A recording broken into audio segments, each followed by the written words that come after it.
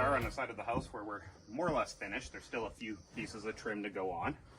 But what we can see is what we've done is we've left a space between the deck surface and the finished siding. And underneath this, again, is that drainage strip we talked about. So any water that's behind the siding drains out on this surface. Here we have the window trim overlapping the siding again.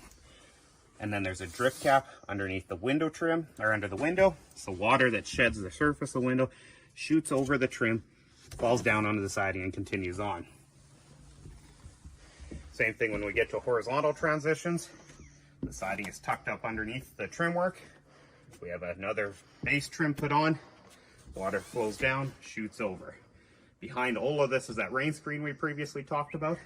So this wall is venting from down here all the way up to the soffit line. At tops of windows, we put a drip cap right at the top of the window. There's a nice 3/4 inch space again. You can see there's a drainage strip in there. So any water that gets behind the siding comes out at this point, shoots out.